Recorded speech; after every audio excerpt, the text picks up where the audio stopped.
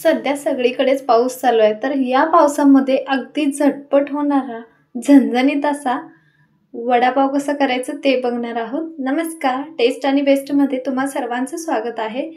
तर सर्वात आधी वडापावसाठी जी भाजी बनवली जाते ती करणार आहोत. त्याच्यासाठी मी 1 चमचा तेल घेतलेला आहे. त्यामध्ये अर्धा चमचा मोहरी, अर्धा चमचा जिरे टाकायच्यात आणि इथं मी 2 मीडियम साईजचे कांदे एकदम बारीक चिरून घेतलेले आहेत, ते टाकूया. तर हे जे कांदे आहेत ते आपल्याला पूर्णपणे लालसर रंग येईपर्यंत वगैरे परतायचे नाही आहे. एखादा मिनिटभर मीडियम गॅस करून आपण परतून घेणार आहोत. तर कांदा परतून झालेला आहे. त्यामध्ये टाकण्यासाठी 3 ते 4 लसणाच्या पाकळ्या ठेचून घेतलेल्या आहेत आणि 5 ते 6 हिरवी मिरची ते पण ठेचून घेतलेले आहेत. या ठिकाणी हिरवी मिरचीचा वापर कमी जास्त करू शकता. तर अजून 1-2 मिनिटं साधारणतः आपण परतून घेऊया. त्याच्यानंतर चवीपुरतं मीठ टाकायचंय, अर्धा चमचा हळद टाकूया आणि सर्व मिक्स करून घेऊया. तुम्हाला हवा असेल तर इथं अख्खे धने जरी टाकलात तरीही चालेल. त्याच्यानंतर मी इथं बटाटे घेतलेले आहेत. साधारणतः अर्धा किलो बटाटे शिजवून त्याच्यावरची साल काढून घेतलेले. पुदिना आणि धने दोन्ही पण वापरलात तरीही चालेल. सर्व मिक्स करून घेऊया. तर जे काही साहित्य लागतं ते मी खाली डिस्क्रिप्शन बॉक्समध्ये देते, एकदा नक्की चेक करा, जेणेकरून ज्यावेळेस तुम्ही रेसिपी बनवचाल त्यावेळेस तुम्हाला इझी जाईल. अगदी साध्या सोप्या पद्धतीने आपण आजचा वडापाव करतोय. तर भाजी पूर्णपणे मिक्स करून झालेली आहे. तर हे प्लेटमध्ये काढून पूर्णपणे थंड करून घेऊया. तर मी हे प्लेटमध्ये काढून घेतलेलं आहे. वडे तळण्यासाठी जे पीठ बनवलं जातं त्याच्यासाठी मी इथं 1 वाटी बेसन घेतलेलं आहे, म्हणजे पाव किलो बेसन आहे. चवीपुरतं मीठ टाकूया. अर्धा चमचा सोडा टाकायचा. सोड्याचं प्रमाण शक्यतो तर अर्धा चमच्यापेक्षा पण कमीच घ्यायचं आहे. थोडं थोडं पाणी ॲड करून आपल्याला हे पातळ असं बॅटर बनवायचं आहे. चॅनलवरती बेल आयकॉन आहे त्याला एकदा नक्की क्लिक करून ठेवा, म्हणजे सबस्क्राईब करा, जेणेकरून जे पण मी व्हिडिओ अपलोड करेन ते तुम्हाला लगेचच त्याची नोटिफिकेशन मिळेल. तर पीठ मिक्स करून झाल्यानंतर आपल्या या ठिकाणी बटाटा जे सारण बनवलंय ते थंड झालेलं आहे. तर अशा प्रकारे गोल असा गोळा बनवायचा आहे. बघू शकता एकदम मोठा नाही किंवा एकदम लहान सुद्धा नाही आहे, मीडियम साईजची मी इथं करून घेते.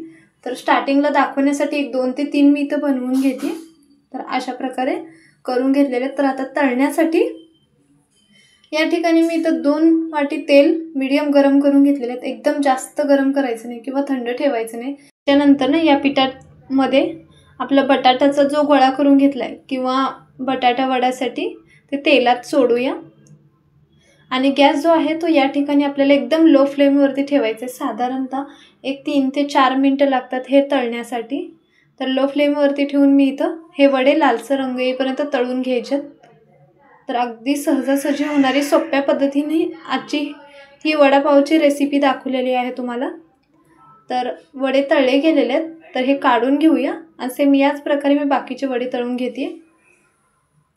तर आता वड्यासाठी सोबत जी चटणी असती लालसर अशी ती करण्यासाठी मी इथं 1 लसणाचा गड्डा त्याचे पाकळ्या करून तळून घेत आहे. तर हे पूर्ण आपल्याला लालसर करायचं नाही, फक्त गॅस मीडियमवरती ठेवून एखादा मिनिटभर तळून घेणार आहोत. तर तळून झालेलं आहे. तर यामध्येच आपलं जे पिठाचं बॅटर तयार करून घेतलं होतं ते सोडते. तर अशा प्रकारे थोडं थोडं ॲड करून आपण हे सोडून घेऊया आणि गॅस हाय फ्लेमवरती ठेवून 1-2 ते 3 मिनिटं आपल्याला हे तळून घ्यायचं आहे.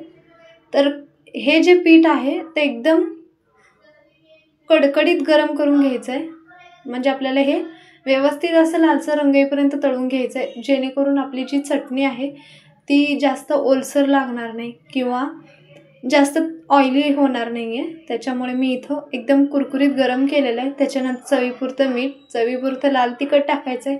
टोपण झाकून जाडसर असं वाटून घेऊया. तर बघू शकता अशा प्रकारे जाडसर असं वाटून घेतलेलं आहे. तर हे मी एका बाउलमध्ये काढते छोट्या.